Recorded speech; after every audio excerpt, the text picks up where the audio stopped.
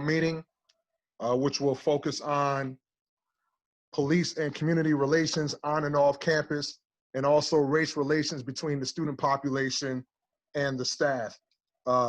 We know with the circumstances that are taking place with the pandemic, there are a lot of moving parts where people have to adjust on the go. So we thank you for making a sacrifice, being with us this evening, and we humbly and sincerely appreciate your support. Now at this time, I'm going to turn it over to our moderator, who needs no introduction to the Syracuse family or even nationally. He's an author, he's an activist, he was definitely an outstanding basketball player at the professional level and also at Syracuse University. And he will be serving as our moderator this evening, no other than Etan Thomas.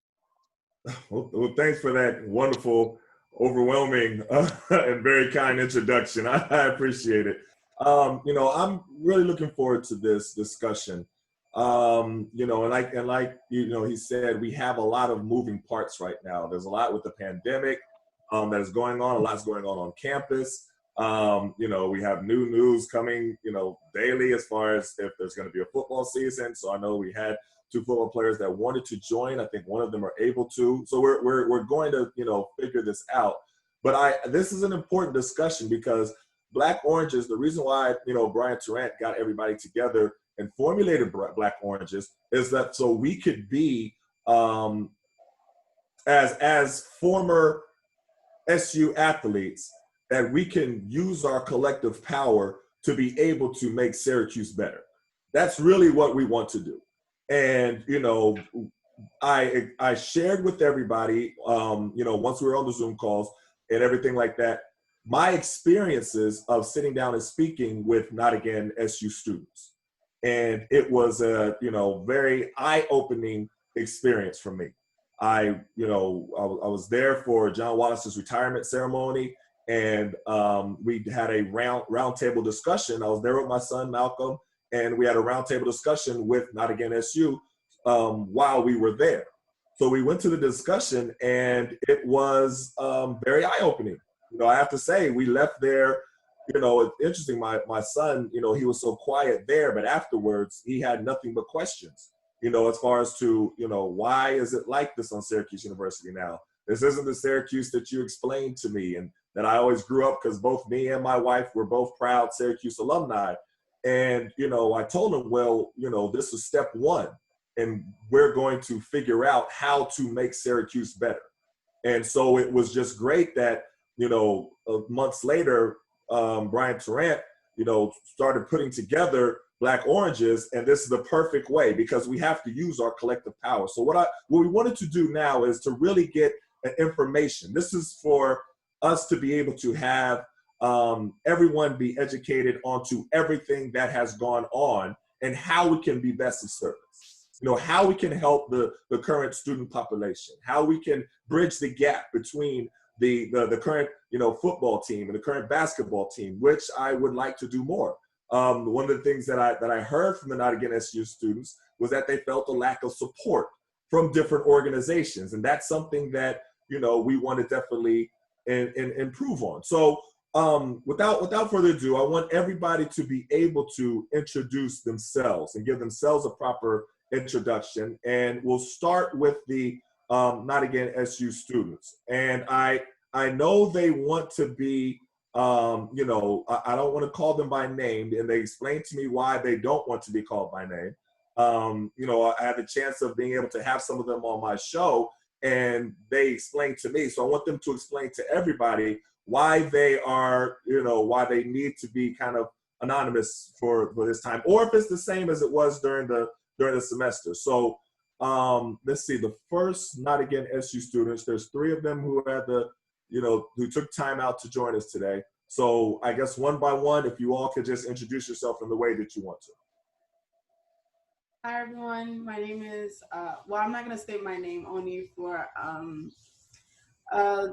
just to be safe. The reason why we are nameless and faceless, well, here we can show our face, but the reasons why we don't state our names is, for one, we don't want any repercussions against us. Students who are waking up the campus, being activists, and a lot of times where Black student activists are organizing or are part of a bigger movement on campus, it threatens the administration, and that is why they would like individually start, not threatening students, but just making it unsafe for us on campus. And some of us are here on scholarships, some of us are not. So we don't want our scholarships taken away because we're student activists on campus. But I'm Not Again SU panelist 1. I am now a sophomore. I started Not Again SU as a freshman when I came on campus. And yeah, that's it for me. Okay, great. Thank you for joining us. Not Again SU panelist 2, if you would be so kind and introduce yourself. Okay, so I guess I'm number 2. I don't have a picture. I tried to like put a background. It was not working with me. But I'm here. I'm also a rising sophomore. I'm majoring in public relations and psychology. I've also been an organizer since November of 2019. Yeah. Thank you for having us. Well, thank you. I definitely appreciate it. And Not Again SU student 3, if you can introduce yourself as well. Hi, everyone. I'm number 3. I'm also a rising sophomore. Also began when I was a freshman the first semester last year. And I'm majoring in political science and minoring in African American studies and religion. And we really appreciate the opportunity to come speak with you guys today. Definitely. Now, we reached out to a few of the current football players, and I don't know if they were able to join. If one of you are able to join, can you speak now and introduce yourself?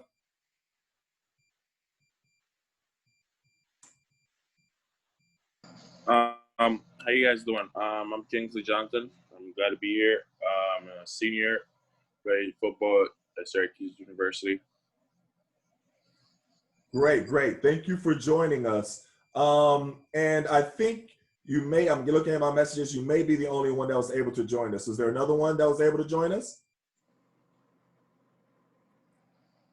Okay, great. So you'll just have to hold it down until any of your other teammates are able to come on if they are. I wanted to start off with Not Again SU students, and you could just feel free, whoever wants to start, to bring us up to speed. One of the things that happened when I went there and had the roundtable with you all, there was so much information that I didn't know.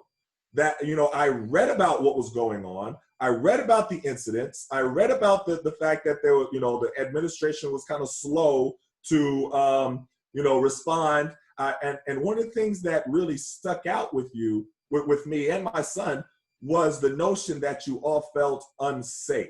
That was the word that really, really stuck with my son. My son asked, he said, that sounded like the movie Higher Learning, because I showed him Higher Learning, not that long ago, him and his team. And he said, it sounded like Higher Learning was going on in Syracuse. And that was heartbreaking for me to hear as a former, proud Syracuse alumni. But I don't think that us pushing for Syracuse to be better doesn't mean that we're still not proud.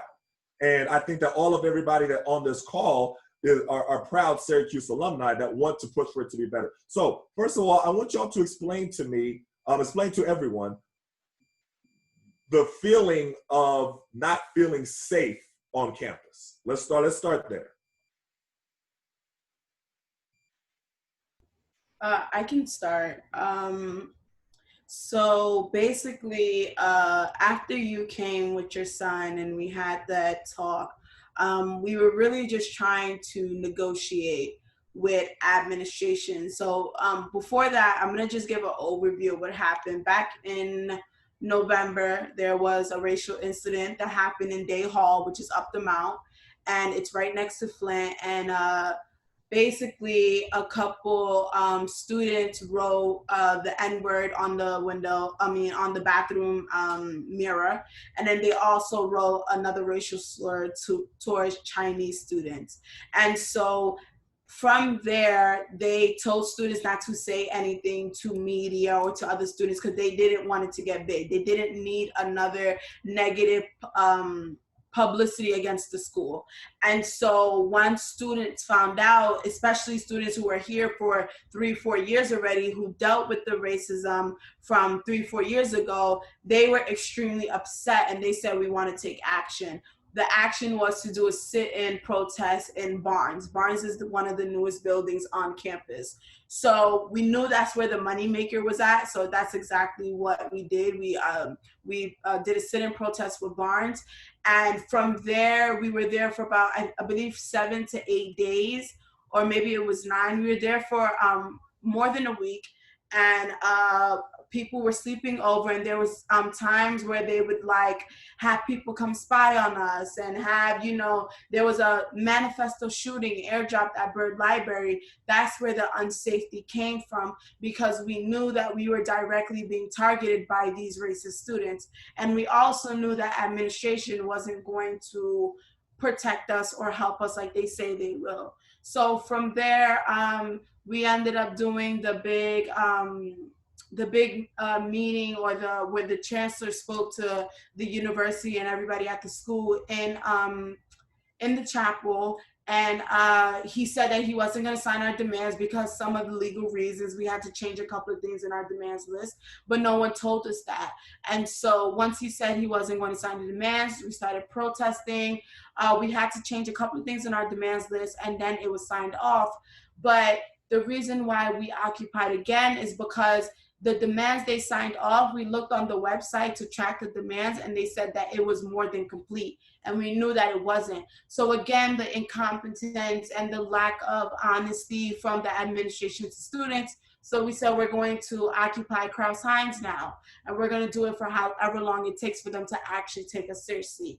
And so when students started occupying Krause-Hines, if you read up about what happened in February of 2020, they basically starved students for 3 or 4 days, and then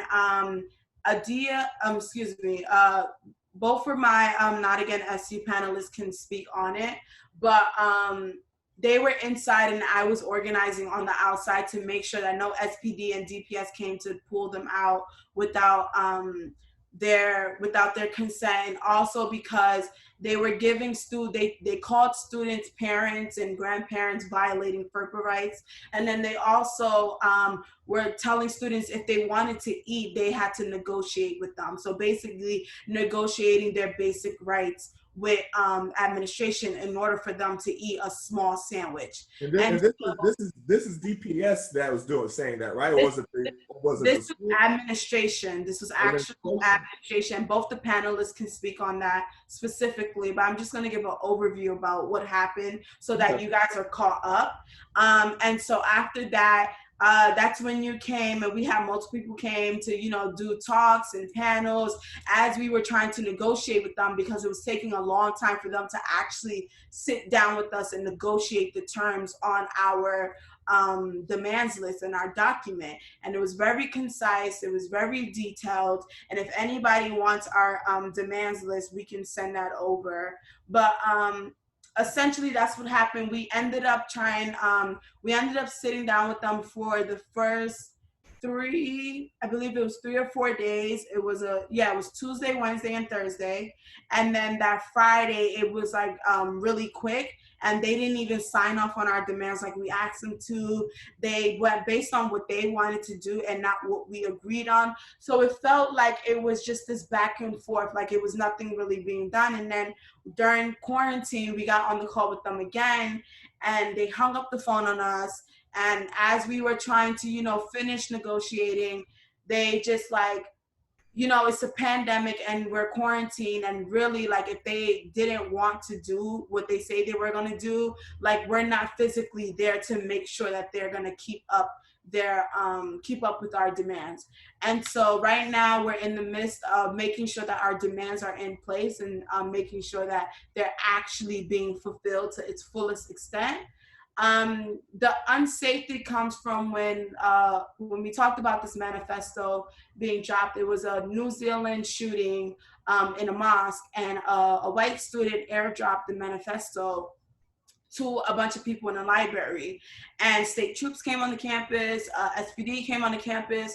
We felt unsafe because we automatically knew that them airdropping the manifesto on this Greek website was basically saying, go target the people at Barnes. And then from there, when admin starved the students, we automatically felt unsafe, because if you starve us for just peacefully protesting, what else can you do for us just peacefully protesting?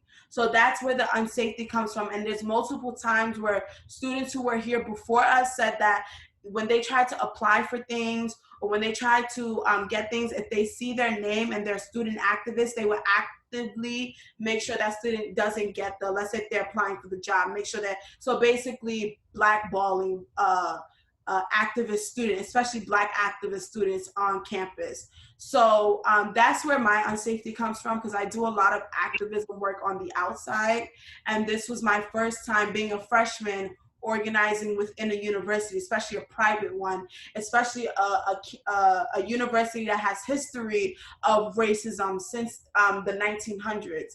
So I did my research on Syracuse, and I didn't know what I was getting myself into when I actually got on campus. But given that I've organized on the outside with other people and big activists, it was kind of easy for me to like get into the activism on campus. But again, I don't feel safe even being like, I go back to school next week and I know I'm on South Campus and they're going to heavily police with DPS that to make sure nobody is walking around or making sure they wear masks. And we know that when DPS is heavily policing Black and brown students, it never looks good.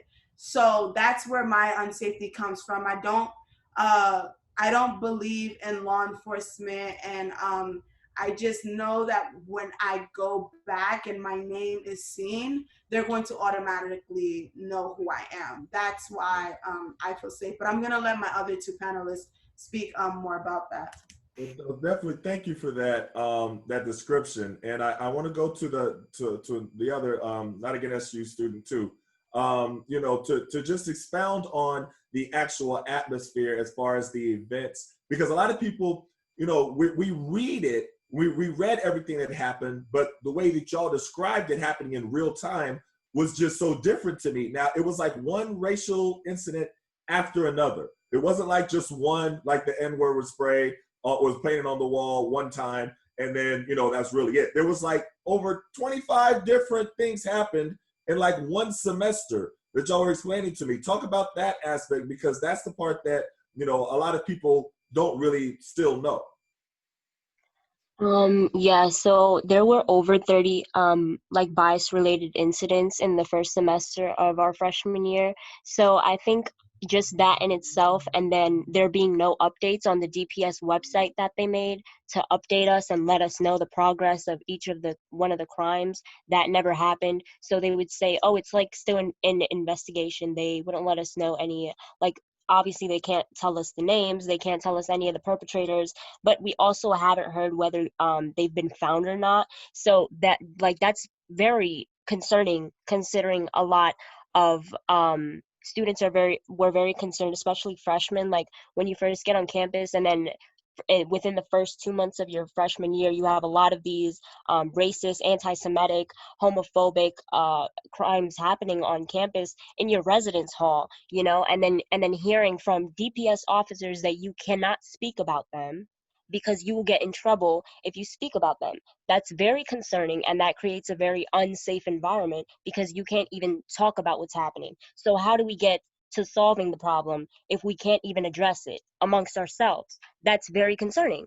So that's November. I can speak more on the Crouse-Hines situation because I was inside the building, and I remember when you came with your son, that was like after after our suspensions were lifted. But I want to explain that the first night that we were there, they literally they suspended us. They put us on interim suspension at midnight.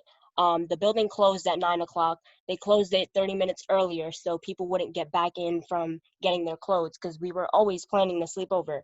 That was our plan from the beginning. And I think they caught on, so they closed the building 30 minutes earlier, which is fine, but we were not prepared to be put on interim suspension, which is for like,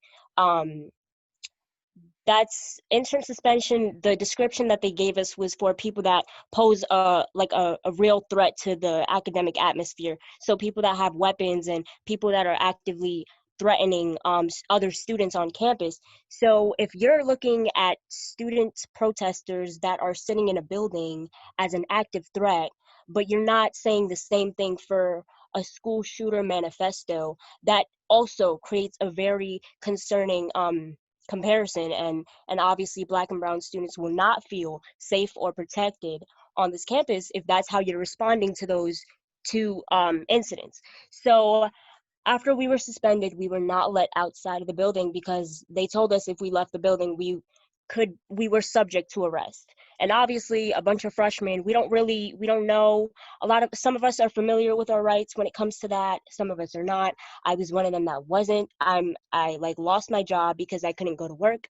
I was scared for losing my scholarship because I didn't know what else could happen. After I was placed on interim suspension, they said you have to open a case and whatever, and then they lifted it. The next afternoon, Kent Sivrud was like, oh, I don't know who suspended them. Their suspensions will be lifted immediately. And then we were all confused. That was the first time the chancellor said anything, and he was like, I don't know who put them on suspension. So that's also unsafe, because who's making the decisions if the chancellor is confused about the decision that was made previously? So that's also another thing. And just not getting food, medical supplies, medicine, menstrual products, any of that.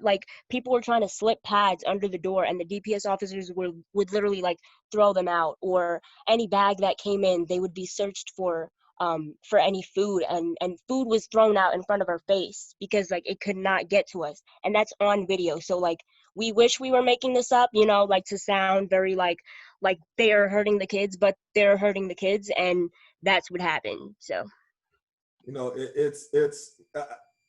it's amazing hearing this, because this is nothing has happened since this. And my issue is that, and my concern is that nobody is taking responsibility, at least to what I've heard from this, about that this happened. Still no arrests. And you correct me if I'm wrong, anywhere I say no arrests have been made. Nobody has identified the perpetrators of who wrote the racist graffiti, who did the white supremacist manifesto, who, none of the people have been identified or arrested, correct? Yes.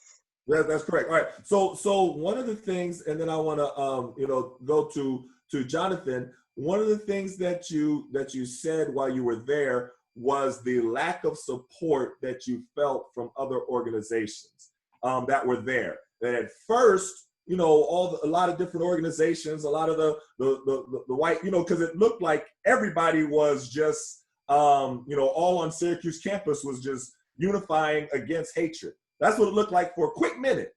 Then, it changed. And, I saw where the basketball team wore the Not Again SU shirts at the game, and they came down there after, and I'm glad that y'all, and I said that while I was there, I am glad that y'all checked Coach Boeheim when he initially said, that we don't know if this is a racial incident or movement. It could be just one person.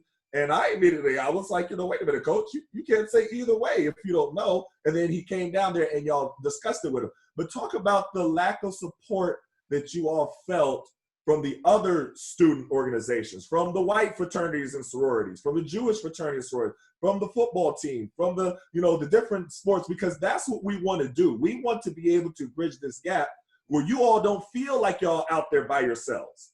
So talk about the lack of support that you all expressed, that you felt from other organizations. Well, if it's okay with y'all, I'm gonna just go real quick. At the Barnes incident in the first semester, I think the other two people would agree with me that we really didn't have a lot of support until other bias-related incidents had happened to other ethnic and racial groups on campus. So once those groups have been affected, we then felt like they kind of supported the movement, but also had specific personal agendas. And as for myself, someone who's Black and Jewish, even right now with the Kraus-Heinz incident and the Barnes Center incident, we've actually seen a lot of Jewish fraternities being the ones who are perpetuating the racial stereotypes and derogatory terms against Black students. So that's been really difficult personally for me to deal with. We also haven't gotten to, we've had support from Hillel, the organization, kind of a little bit on campus, but not that much. And then with that, the white frats and sororities really have retracted themselves, and it was really evident in the second semester how people did not show up as strong with their organizations purposefully. Like during the Barnes Center incident, we had a lot of the white sororities show up with their sororities to make it a point that their sorority was there. Not even for their own, acclaim did they show up second semester. So that's been really difficult. We've been trying to work with the football team for a really long time, still, in between there. And then basketball was a whole different situation first semester with Coach Boeheim and his comments, and then trying to organize with the players individually to get them with the t-shirts and everything. So honestly, it's felt kind of desolate on campus. It feels really isolating at times when you try to work and you want to, we want to collaborate with all of these different groups. We want to collaborate with as many organizations as possible, but it just seems as though people are trying to find the right time to put themselves in for personal acclaim and recognition more than actually contributing to the movement at hand. I see.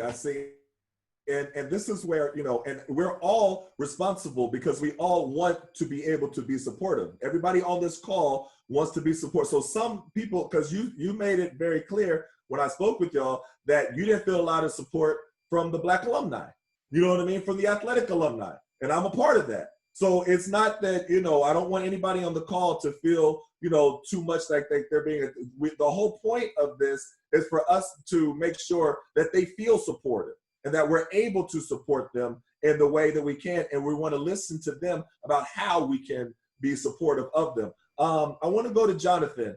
And I want to ask you as a football player, as a current football player, did you know all of the details of what happened? Because a lot of times when you're in your sport, I know when I can speak as a basketball player, I know a lot of different athletes can speak as that. You're kind of in a tunnel vision of your sport.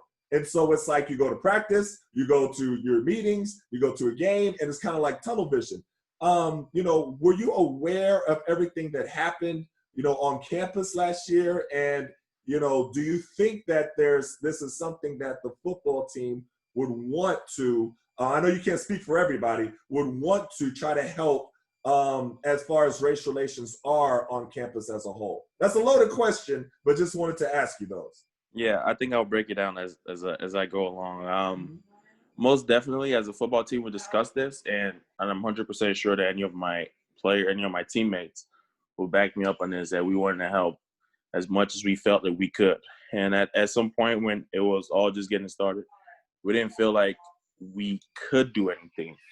Let me break that down. I mean, we felt like as NCAA players, I think we felt for some reason restricted, like protesting and like representing something in some sense, like that, not again SU tag. So we had a meeting with compliance and all that about, okay, how can we still remain eligible, and still support things like that. And they told us that as far as they know, it's not against the NCAA policy. So as from that, then we had guys go to the sit-ins. Like we had Andre Sisco talk at the sit-ins, and he wasn't sure he could talk because of the NCAA. He thought it was an NCAA violation, and he was going to have his. So after we made clear of the possible non-violations, like we didn't. I don't think we did as much as we could have. I would say that. I think that we was in the middle of the season. Guys, we already had so much going on, with this, going football practice meetings, sleep, wake up early, lift, all that. And guys just felt like, okay, what can I do? And for the most part, I didn't feel I'm gonna talk for myself in this instance. I didn't feel like I don't know how I should put this without sounding. I felt like which we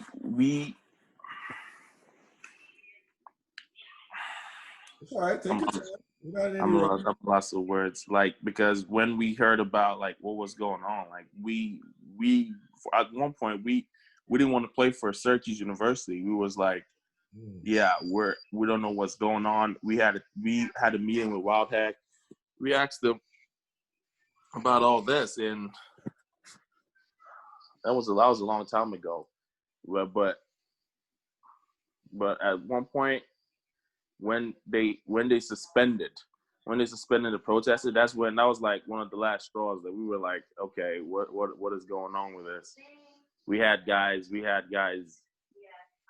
talking to the administration like, okay, what can we do about this? And I believe that if that happened during the spring and we didn't have as much obligations as we did, I wouldn't be surprised if you had like a lot of football players in there sitting in with them, because there was no doubt that we supported what they stood for, and that people were on the football team were scared of losing more than losing the opportunity they had if they're involved in something like that. I mean, they missed practice for that but Coach Babers was supportive of us, what we're to do. He understood that, okay, sometimes you have to take a stand and things like that. But it started to get a little better when they started listening to some of the demands and started to have like a discussion back and forth with the chancellor and the coach, John Wildhack, assured us that he was going to do whatever he can to make sure that something gets done. I think like we felt a little better, as I felt the best when everybody was back home, because thinking about like everybody sitting in without being fed. I literally had classes in the same building with Biko. If you guys don't know him, Professor Biko, like he was big on the. That was beside the point, but we had classes in that same building where I do it sitting in. Our class wasn't meant to be there, but we just went there just so we can see what was going on, and it wasn't a pretty sight. Like DPS, like after those days, like they rubbed me the wrong way. Like anytime I see a DPS, it's like I'm seeing a police officer. It never used to be like that frankly, for us athletes. Anytime we see DPS officers, we're not scared of them because we're athletes and they're gonna give us a pass. But after those days, some things changed. And if you're gonna deny somebody food, someone that. But I felt like, given the opportunity, we can be more supportive and do some more in our means to help this stand and move forward. You know. Let me ask you. Let me ask you this, Jonathan, and I definitely appreciate you being as honest as you were. And it's tough to be able to represent the entire football team by yourself. So that's a tough position in itself. So I really want to tell you, I thank you for coming on and saying the things that you said. You referenced something, but that I want to kind of back up to.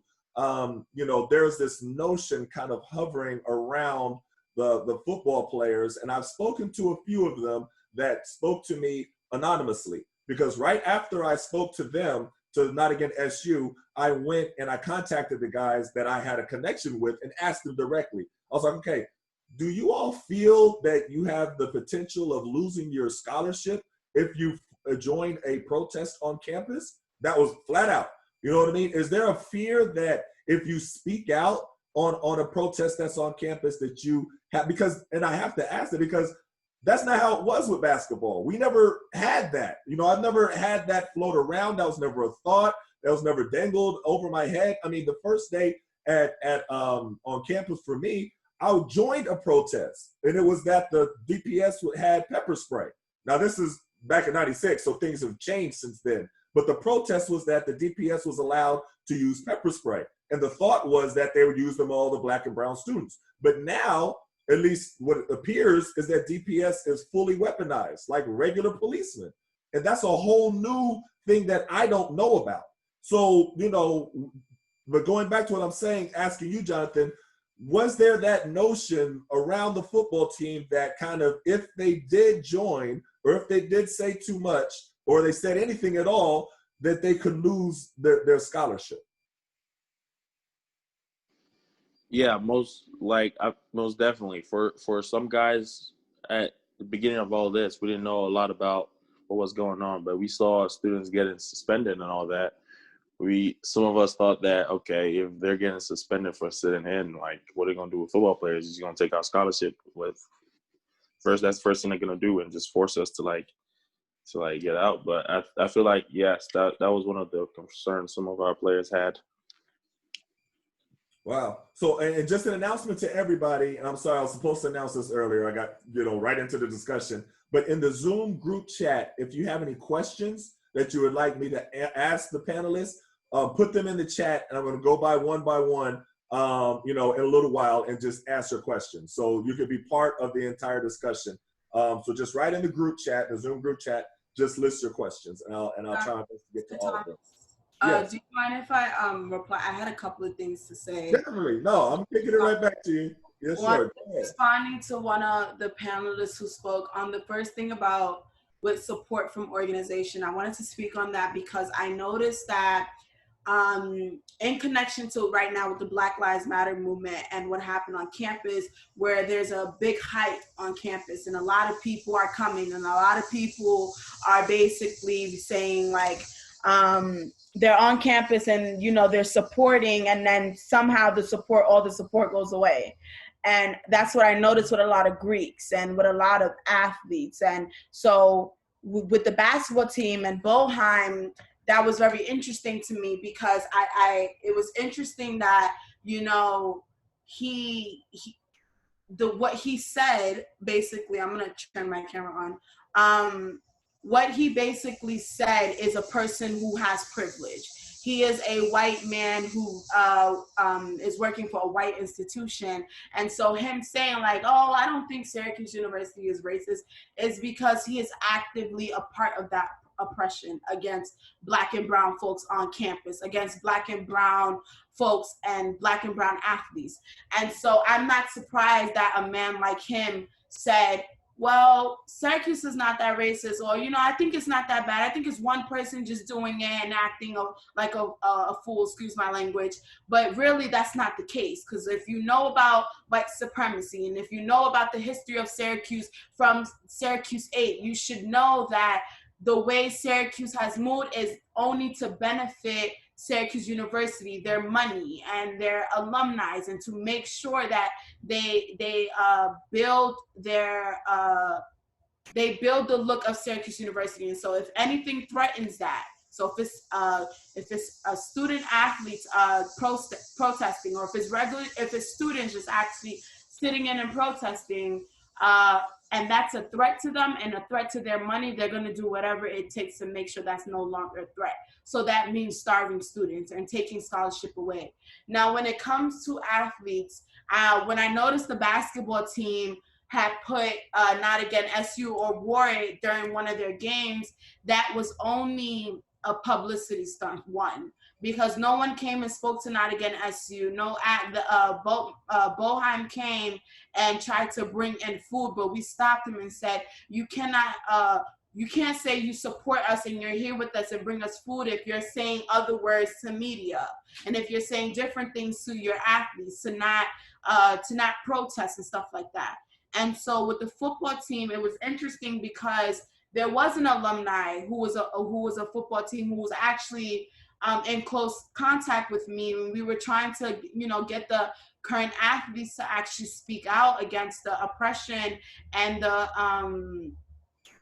the way the school was treating Black and brown students, because a lot of athletes comprise of Black and brown people. And so when he told us, he was like, yeah, we're gonna put out a video with athlete alumni. And I got in contact him and he never answered back. So that's the type of support where some people say, oh yeah, we're supporting Not Again SU, and things like that happen. So it's like, who's really supporting us? He said he had a talk with the current football athletes, and it was half and half. Half people said, yeah, we're down, let's do it. And the other half was like, I don't know, I don't think we should do it. And so we were kind of confused, and hearing Jonathan speak is interesting because we were kind of confused on where the current athletes were at. Were they supporting us or not? Is someone telling them not to support us? And we know that, having them getting their scholarship taken away is a big risk for them. And so we weren't too pressed about them, actively showing their support, because we know, like, I'm a person who's on a scholarship, and I risk my scholarship by just being an organizer on campus. So yeah, it's just interesting kind of hearing Jonathan speak and hearing from alumni who say they were supporting us and haven't really been supporting us. And so that's why we're on this call. And I know my other panelists can speak more about it, because we've been trying to get athletes to really speak out, because I always tell a lot of athletes that they have so much power on campus, and just them speaking out can really change things. Just the current football athletes can really change things. The alumni athletes can really change things. But if we're not all together, if we're not all in support, and we're all split up, then things can become tricky. And so that's why we really wanted the current athletes to speak, even the alumni to speak, because just having any athlete speak up about what's going on at Syracuse University is really important and can really cause change. I promise you, if we had athlete supports from Barnes, things would have been switched up real quick. Why? Because athletes are their number one prized possession. And I hate to say it as if they're like an item, but that's how they treat them. And I'm not an athlete, but that's how I see it. And given that I've organized on the outside and I work close contact with Colin Kaepernick, and we always talk about how athletes at school and how he was blackballed, it's a close connection. And so that's why we're mainly on this cause, because we really need, and it's interesting to hear everyone speak, because athletes have so much power compared to us. And I remember an alumni saying, hey, like, I was able to get the code of conducts out like this when I asked the chief of the DPS department. I was like, wow, we've been asking for that for months. And all you had to do was just ask one time and it was released like that. So you see how much power athletes hold on campus, and that's why we say we need their support. And I'm gonna let my other Not Again SU panelists speak on it. Thank you for that. Yes, sure. The next one, please. Whoever wants to speak up. Mm-hmm. I think one of the most notable things that Jonathan said was how athletes have really close connections with DPS in different ways that other Black students do on campus. And that's one of the most influential and we think important things that we've been trying to touch on these last couple months, is because he said that, before we were suspended and before we were starved and all that, it was kind of just like DPS was there, but they gave them a pass on a lot of things. But I've heard that from almost every athlete I've spoken to at Syracuse. So the fact that, myself and other panelists and other Black students on campus feel so actually harmed and like uncomfortable when we encounter DPS, and then the sheer difference between us speaking to a DPS officer and an athlete speaking to a DPS officer, like that is the actual issue we're trying to get at. So like what my colleague was saying, we've just been trying to get as much athletic support as possible, because like she said, if that would have happened from the Barnes Center, I have no doubt that we wouldn't have even had to make the modifications to our first set of demands, that the chancellor would have just signed off on them. Because also, like she said, one of the alumni of the football team literally asked for a document we've been asking for months and was given to it after one phone call. I'm sorry. So stuff like that is why it's just been really heart-wrenching and like difficult to be organizing on campus, is because we find that there is such a great divide amongst the Black students that are athletes and aren't, because of the way the institution set it up, and not through any fault of their own or our own, but because of the way that, the athletic programs are run in, coalition with the administration, which is entirely problematic. But like that is the actual issue we've been trying to get at for months, is because certain students can literally walk around campus and not actually feel like an imminent threat from DPS, but then all of the other Black students do. Can I ask y'all to talk about the letter that you received directly from DPS that you read while I was at the roundtable with you, because that letter, you know, it sounded, and I don't want to use the word, but it sounded like a threat to me. No, you can definitely use that word. That's exactly what it was. So I'll let you explain to everybody what I'm referring to. So basically, I'm gonna get chills from saying this, but DPS sent the chancellor this letter. And I'm saying this letter because even just thinking about it, I feel unsafe again. I can remember the feelings when we were all in Kraus-Heinz and getting chills from reading that. And I'm gonna see if I can find it and pull it up exactly, but it was essentially saying the chancellor, Bobby, and admin all said for them to starve us, for them to not, for us to not have no medical supplies, no hygiene supplies, nothing. Nothing can go in the building or out the building unless it was students. One thing the school doesn't tell you is that the reasons why students didn't leave the building is because they said that once students left the building, they were going to be arrested. So they knew that staying inside that building was their only safe space from leaving that building. Because if they left that building, they would have got arrested by SPD. So going back to this letter, they essentially were saying, you guys were the one who told us to starve the students.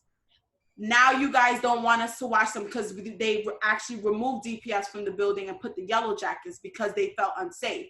So they were upset. The DPS union were upset that they couldn't basically watch the DPS removed. We don't feel safe with them being inside. So someone asked, what is the yellow jackets? So the yellow jackets are the people who, if you go inside the I'm forgetting the name. Can one of the panelists help me where they play the games? The Dome. The Dome. Sorry, I'm not a big alley person. But basically, the yellow jackets are the people who are in the Dome and are watching the game. So usually when you go to the Dome, you'll see people with yellow and black jackets. So we call them yellow jackets. And we were like, we'd rather have them the DPS. So DPS was really upset by that. The union was really upset that they weren't able to monitor us and watch us and threaten us like they were doing before. And towards the ending of the letter, they were like, the students deserve this. So everything that we were going through, so being starved, some people, sorry, somebody said, I want to understand starve the students a bit better. Was there an expectation that the university was going to provide protesting students with food? They didn't provide no food at all. If you wanted to get food, you had to leave the building. If you wanted to get food, you had to negotiate with them. If you didn't negotiate with them, if you didn't get food, if you didn't leave the building, you were not eating, you were not drinking, you had nothing. If you wanted to go use the bathroom and you needed a pad because you were on your motorcycle and you needed someone to bring it in, it was not coming in because you were protesting in the building and they wanted you out.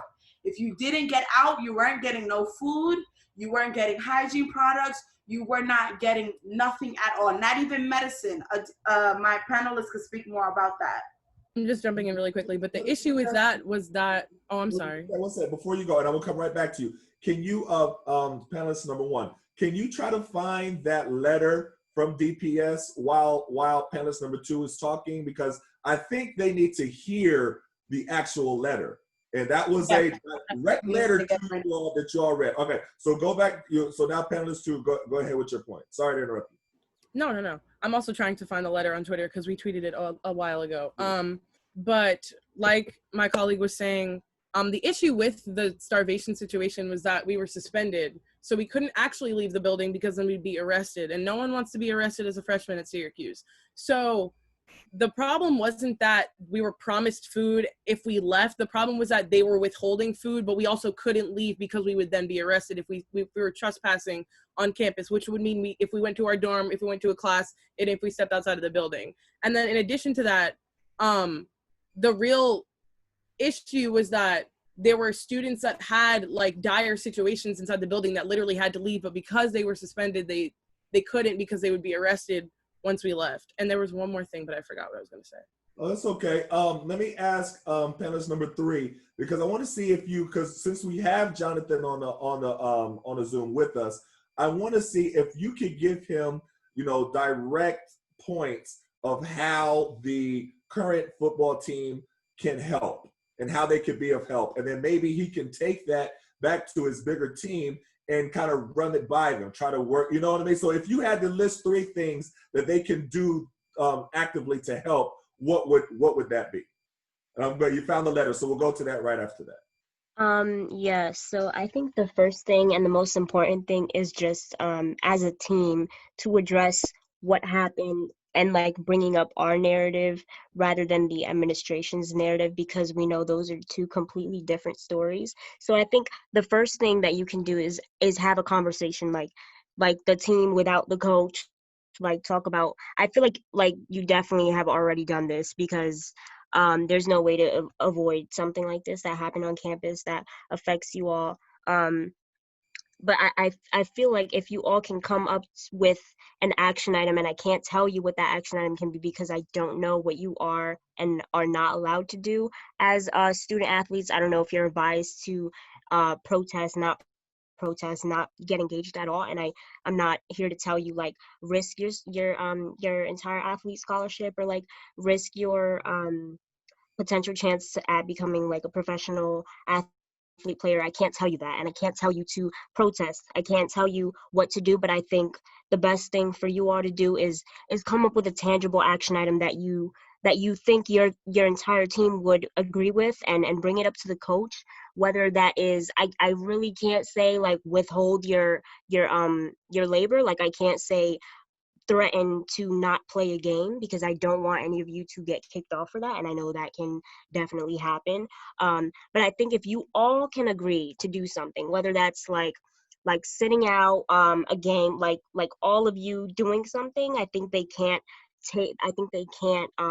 threaten you all at once, because you all are what they have and what they make money from. So I think if you all can agree to do something small, big, whatever that means to you guys, like posting, signing a statement, you know, all emailing your coach, all emailing the a single administrator, like the chancellor, doing something that you all can agree on, you're all comfortable with, that's where it can start. But that definitely comes from a conversation with you and your team, and I don't know how comfortable you all are, and I can't speak to what you should do, because I'm not going to tell you what you should do.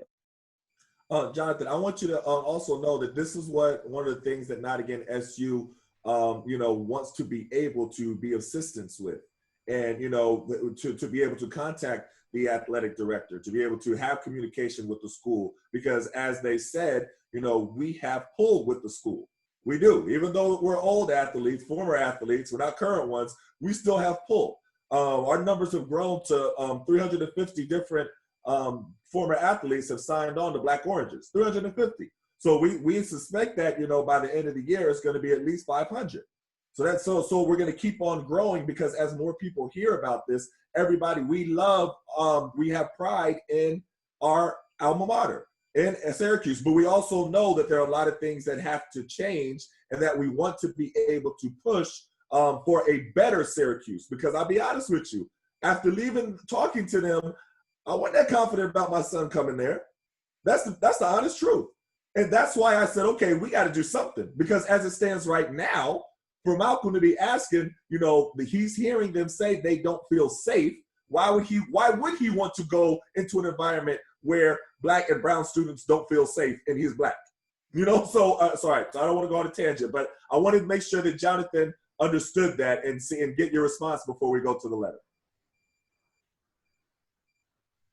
Yeah, I feel like that's definitely a conversation we need to have, and we can definitely organize that and see what everybody thinks about it. We see what we can do to like force their hand, because this is something we can definitely do. Because this past first couple of days of camp, we didn't practice. We sat out because how NCAA and ACC were trying to take advantage of us in this time and make us just play without having protocols to protect us. We didn't practice. So this is something we can definitely talk about and like move forward with. You know, an interesting question popped up, and I had this question as well as far as legal representation. And, you know, because right now it's like y'all are doing all of this as students, as 18, 19, and 20-year-old students, and you're doing it beautifully. Like the list of demands, I thought it was very clear. And that's the thing that was bothering me when people say, oh, we don't know what they want. I was like, they listed what they wanted. But are you all having legal advice? That number one, and two, have any of the faculty helped you? I remember there was one professor that was there kind of sitting in the corner, kind of quiet when I was there. But talk about the faculty helping you, the legal representation, and then we'll go to the letter. So we kind of have 2 faculty advisors / mentors. They're like unofficial, but there for us at all times. Not really sure if I should name them just because we've had problems with other professors, but like being named like in the DPS letter, which we'll read later. But yeah, so we have 2 permanent faculty advisors, and then we have a lot of support from a specific coalition of grad students that are also like TAs and do stuff around campus. And then as for legal representation, we do have legal representation. We obtained our lawyer probably I think the end of the first week we were in Crouse-Hinds, so we've been consulting with him back and forth on a few things. His name's Ronald McGuire. You can read about, you'll see his name in probably every article that they've written about Crouse-Hinds or anything. And he is a pretty well-known lawyer in New York State, so yeah. Okay, all right. And so all right, we can go to the letter now. Again, panelist number 1, if you have the letter. Yeah, so I have the letter here, and I'm just gonna read, and also one of the panelists put the link in the chat. So if you want to read along, it's in the chat. But I'm gonna read this as best as I can because some of them have dates of and you'll see exactly what I'm talking about. So it says, from the Department of Public Safety Officers, dear Chancellor Severud, that's Kent Severud, the Chancellor. They said, recent events occurring at Syracuse University and the response to those events have compelled us, the officers working in the University Department of Public Safety, to reach out to you. We would like to set this record straight. The movement known as Not Again SU has fabricated a negative image of the DPS that is not only totally inaccurate, but also completely contrary to the purpose of DPS.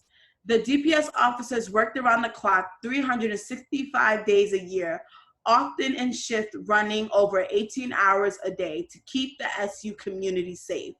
We stand by the DPS mission and vision to maintain a safe, secure learning and living environment on the SU campus and in the areas surrounding the campus. However, events over the past several weeks, such as what occurred recently at Crouse-Hinds Hall, have made it difficult for DPS to maintain its mission.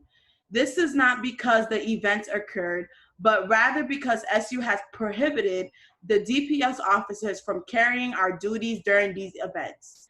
At Crouse-Hinds Hall, for example, DPS was acting at all times under the order of yourself and senior administration for SU regarding how to handle the protest. At no time did any DPS administration or officers make any decision for how to handle the protest. Further, parents of students involved in Not Again SU wrote a letter attached to hereto providing a false portrayal of what took place at Crouse-Hinds Hall. See attachment 1. Contrary to the letter, students occupying Crouse-Hinds Hall were free to leave at any time. In fact, they were asked to leave several times and not to occupy the building whatsoever. The DPS officers on duty were verbally abused and had food and items thrown at them. Just to be clear, nobody purposely threw food at them. Students on the outside who was trying to get food to the people on the inside was throwing it in the door, and DPS was blocking it from being thrown to the students. And so that's why probably one person had got hit by probably bread, or we were just people were just throwing pizza boxes in there to get to the students so that they can eat food. So that's just to clear that up. That's on video. Y'all had actually a video. Right, of that's on video. students. Everything is on our Instagram, Twitter. You can see it, and we can even send it because we document every single thing. Some students used physical force and push officers as they were trying to secure the building. To be clear, that's not true. Students were trying, one DPS officer, he was going through a big crowd who was protecting the students on the inside. And so he was using his elbow to shove, and there's videos of that. And so that's why they're saying that he was physically abused, which is completely false, just to clear that up. And I'm going to be doing that a lot, reading through this so that you know exactly from both point of views. Other students depicted in a photograph attached to here to directed a poster of one of our African-American officers, which stated, "Our worst fear is a C word." To be clear, I don't personally know about that, but there have been students who had their own relationships with DPS, and so I don't know if it was a student on the outside who put that, but it was not any of the organizers. No organizers have ever said that about any DPS officer. We make sure we keep it completely respectful and honest, and so that must have been a student who was just posting a picture.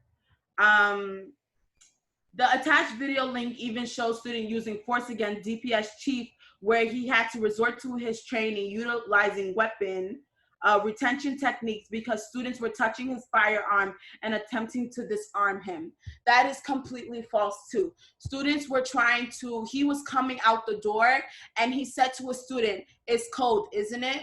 And basically trying to antagonize the students. And so he actually, a Black woman, he put his hand on her, and in the video you'll see things started to get hectic and he went to reach for his firearm, but you don't see any student physically trying to grab his firearm. So that should clear that part up. This type of behavior by students demonstrate depraved indifference to law and order and has created only an unsafe work environment for the officers, but also an unsafe environment for SU community as well. So they're saying that Not Again SU is an unsafe organization on campus. The DPS officers are continually attending trainings and kept up to date on trends within the policing world and communities in order to make the best officers we can be. For example, on November 22nd, the DPS officers attended training Implicit Bias presented by Dr. Bryant Marks. On July 11, 2019, the DPS officers attended a training by Learners Group, LCC, called Moving Beyond Unconscious Bias, presented by Rodney Patterson, President and CEO, and Lisa, I cannot pronounce her last name, but she's the Senior Vice President of Consulting Services. More recently, the DPS officers attended a training presented by SU Assistant Professor of Religion, Biko Mandela Gray, called Policing Past and Present and Future. The DPS officers welcomed Professor Gray to present training. However, Gray has been actively vocal with the students involved with Not Again SU on his Twitter feed and put his actual Twitter name, and making such comments as, "I never, ever, ever want to hear build trust between communities and law enforcement again. If you're one of the not all cops people, I don't want to hear it. We're literally watching the formation of police state occur." So to explain this tweet, this is when students were being starved and the DPS officer went to reach for his weapon. And so he, Biko Gray has been active, like he has been very vocal in the past about racial incidents on campus, and he has been in the building a couple of times. And so basically they were saying that Biko Gray, which is this the professor, is also harming or causing a threat to DPS. They're saying this about a professor. The message Gray is tweeting contradicts the training he presented to DPS and only serves to destroy the bridges we have tried to build between DPS and SU community. In short, the lack of respect towards law enforcement being fostered by SU is tragic. Such behavior, if they occurred outside of SU, would no doubt result in arrests being made. So they're saying that if this was to happen outside of SU, students would have gotten arrested and that was okay. for peacefully protesting. Just keeping that in mind. DPS officers can no longer tolerate being treated this way. So now they're turning this against them. Like, we're being treated badly. They're not even thinking about what's going on campus. They're saying we as DPS officers are being treated horribly. Anyways, to allow students to continue to behave this way without understanding that there can be serious consequences and repercussions only to serve to create hostile and I cannot pronounce this word, I think it's volatile environment at SU that needs only proverbial, I cannot pronounce that word. Proverbial. Yeah, match to stricken to cause an explosion. That sentence right there was really the sentence that really made students feel really, really uncomfortable in Crouse-Hinds. And I think that's where a lot of us feel the unsafety and uncertainty with DPS, with just this short paragraph right here, saying that we would be arrested, saying that we are hostile and we create this negative environment, when really all we want is for everybody to be inclusive. Like Syracuse always says, diversity and inclusion, but there's never inclusion. And so I think this sentence right here really made students feel unsafe, just to be clear. To ignore such students' behavior by allowing it to continue unchecked rises to a level of gross negligence. We implore you to allow DPS officers to do their job to keep SU and ourselves safe. As always, we stand with our chief and remain ready to follow his decisions and order. Respectfully submitted, the SU DPS Officer Union. So I wanted to just hit on that real quick, only because, and I know the other panelists can speak to it, but just reading this short paragraph right here on this screen tells you the relationship DPS has with students. They say, we're here to keep law and order. Talking about students that way. If they were to get off campus, they would be arrested, that they're violent, that they're hostile. This is the type of language that DPS is using against students. And so I want you guys to really look over this again and read it to yourself and in your head and see why we get chills every time we read it, and see why we feel unsafe every time we encounter DPS, and why my panelists said how different when athletes interact with DPS compared to how we interact with DPS. Because I promise you, if it was student athletes inside that building, they would not be calling us violent. They would not be calling us hostile. Rather, they were trying to keep the peace, as they always say. So this is what they wrote to the chancellor, and this is what they put out, and this is how they speak about students, because they're supposed to be there to serve and protect, but yet this is how they talk about students, and you can see it for yourself. We don't even have to fully explain it, but just by reading, just by looking at the first paragraph, you can tell how DPS treats students. Wow. And you know, when y'all read this to me, you know, I wasn't looking at it, you know, while you were reading it, and seeing the words as you're reading, you know, I mean, it's to allow students to continue to behave this way without understanding there could be a serious consequences and repercussions, only serves to create a hostile and volatile environment at SU. I mean, those are threatening words. I can't, you know, and I'm not trying to lead, you know, I'm supposed to just be hosting, but I'm looking at these words, and this is not okay. Like this isn't, so this is where we are right now. I mean, I think this letter kind of just gives you an entire, you know, captures everything in a nutshell of what the students were dealing with, and the reason why, you know, we as Black Oranges, as alumni, you know, want to use our power in order to be able to solve this. And this is something that we are dedicated to doing. So I appreciate you all coming on, and I appreciate you all taking the time and, you know, going over this.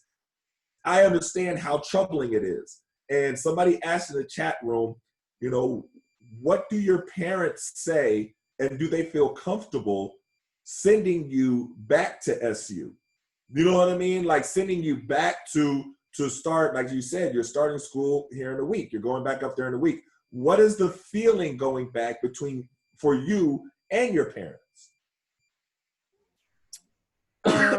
Kind of just to speak for myself, I had my parents basically on FaceTime every minute of the first 4 days that we were in Crossline. So they saw exactly like what the interactions were between us, administration, and DPS. And my parents were individually getting emails from the school saying that we were being provided 3 meals a day, which is something that I wanted to say before. So they were actively being lied to, like most parents are being lied to. But they were also seeing what was going on, so they knew that that was not true.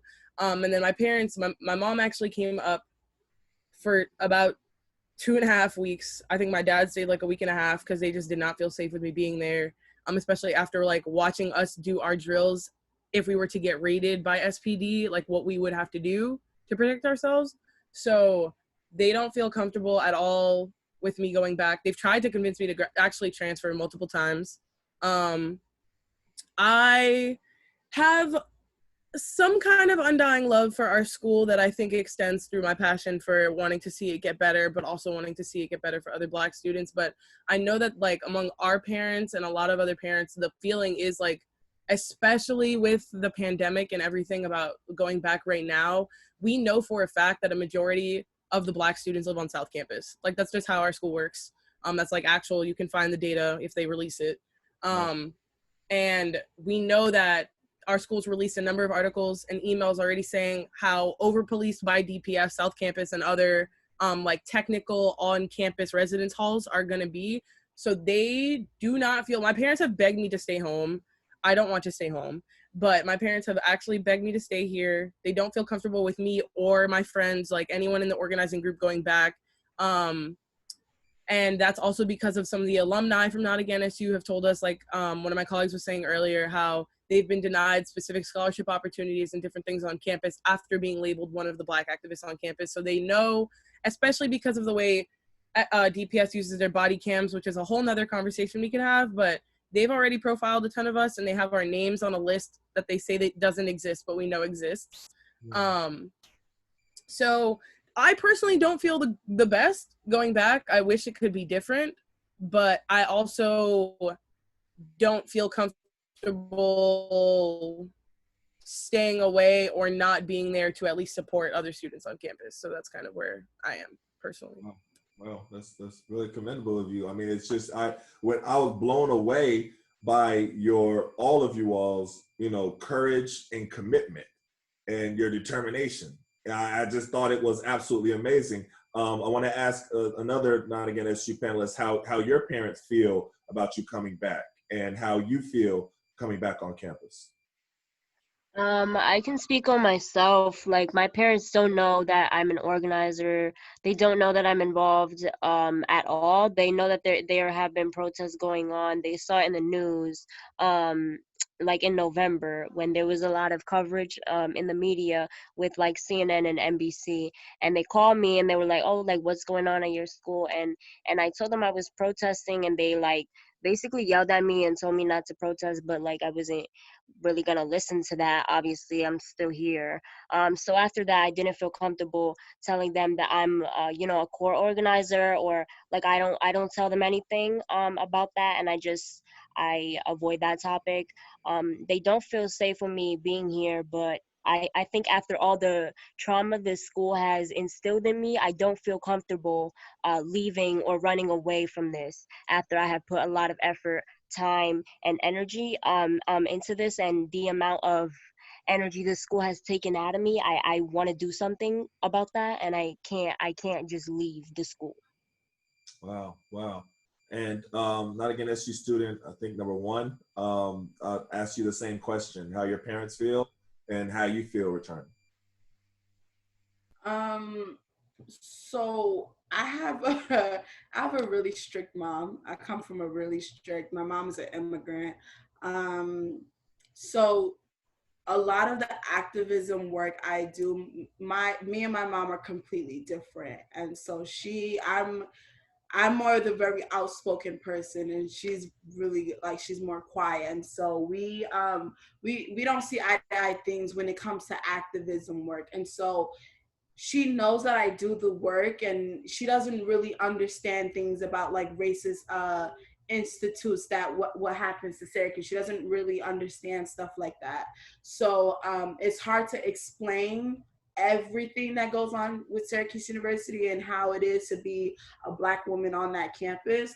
But I think like in general, she fears for my safety.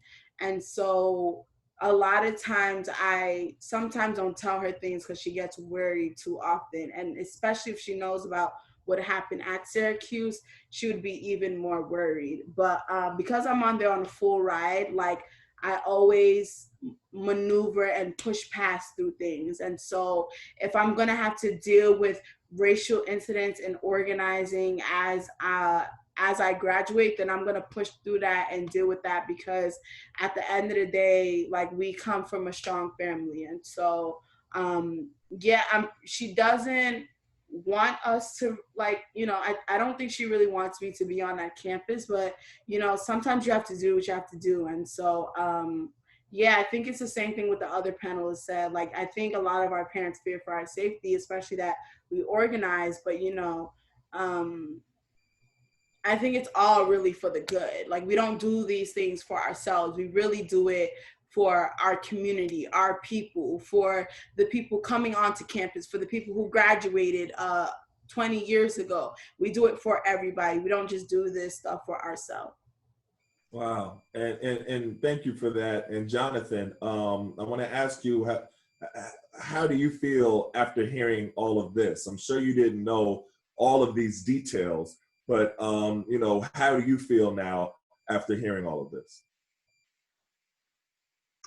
I wish I could say that I was surprised. Like some people felt that way. Like at some point when everything was going down, a lot of the Black athletes we didn't really feel safe on campus for a minute, for a good minute, and it's just very, I don't know.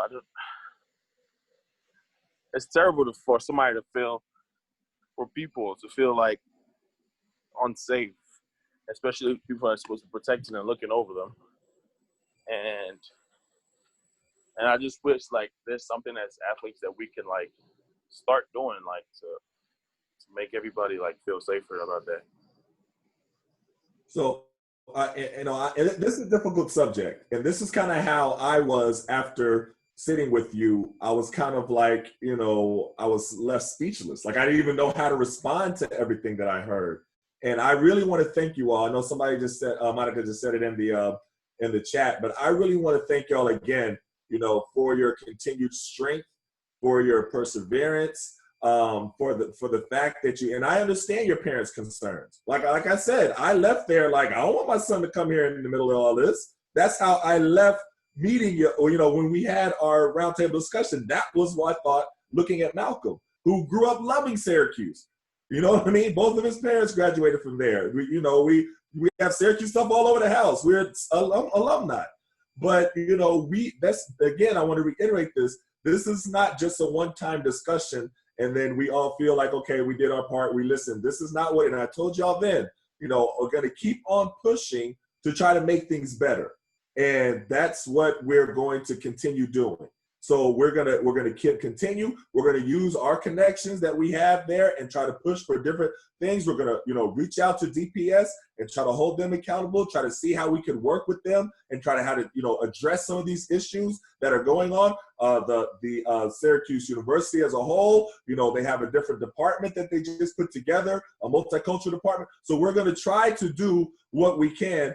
And I think in communicating with current athletes, we can use our influence with that as well, because we're old heads, you know what I mean? We're all older, but we still have, the Syracuse connection. So I just want to reiterate that to you all. And I want to, again, thank you all for coming on. I know we've been here for like an hour and a half, but I really want to say I appreciate you all, standing up for not, and this isn't just something that is going to affect you all. This is something that you're trying to put in place. The things that you're trying to put in place is going to help, my son, if he wants to come to Syracuse. You know what I mean? The black and brown students all behind you after you've gone and left the university that'll feel safe, because feeling safe on campus isn't something that, you know, is like a privilege. You know, students should feel safe on campus. So, you know, that's all I'm going to say. I want to bring our Brian on to close us out, but I really want to thank you all again. I can't thank you enough. And Brian Turan, if you could come on to close us out, that would be great. All right. Well, I don't even know how to follow up all that. I mean, first, I just want to thank the panelists that came on. You know, listening to all the things that you guys said, I won't speak for the group that's on this call, but we've had probably about 50, 55 people come in and out. We had about 71 people that registered for this thing, so a really good turnout. So thanks to everybody got on the call. But I'm pretty sure a lot of people on this call probably have the same, feelings that I had. And those feelings are, they're feelings of pain and disappointment, embarrassment, denial. I think some of the things, panelist number one, you were saying at times, I wanted to deny it. And then the more I heard you talk and the more that, facts that you put up, it really just paints a picture that we've never seen that university. So I appreciate your courage. I appreciate your strength. All three panelists that came on here, including Kingsley. I'm sorry, I don't know how to pronounce your name, but Kingsley Jonathan. Just the strength that the four of you young men and women are displaying on this call just shows why I chose to go to Syracuse University, because look at the amazing people that you are. So, just closing up, one of the things that we really pushed with Black Orange is that we really want to make a change. And this is something that is extremely important to us. I'm going to read kind of the statement that we have on everything, because I want you to truly know that we are going to do everything in our power to help your cause and really just help the university be better as a whole. And on all of our letters, we're going to have this statement. Black Oranges was founded by Black and brown former Syracuse University student athletes. We stand against systemic and everyday racism by advocating for social justice and economic empowerment. We will use our collective influence, resources, and network to inspire, unify, and confront systemic oppression, racial inequalities, and police brutality at our alma mater and our respective communities and throughout the world. And that's what we stand for. Hearing everything that you guys talked about tonight was like I said, eye-opening, and we're going to do everything in our power moving forward to be an asset for you and the other groups that are on campus. So that way, whenever my children are fortunate enough to be able to make this choice, they can make it with a good conscience, not worrying about the same stuff that people worried about in the 60s, 70s, and 50s. I mean, this is just getting ridiculous, and we're going to use our resources to be an asset for you and help make some change. So that's what I have. Everybody that came out tonight, thank you so much. It's extremely important. This was not a one-time thing. This was a fact-finding, a chance for us to learn and hear and feel what the current students are feeling. And please know that there's going to be more to come, and we're really going to reach out to all of you, because it's going to take everyone's help to make our university better and even just our country better. Because obviously we need some serious healing.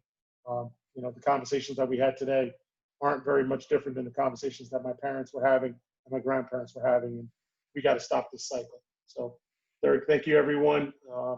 Monica, Etan, Shelton, if you guys have anything, please step in.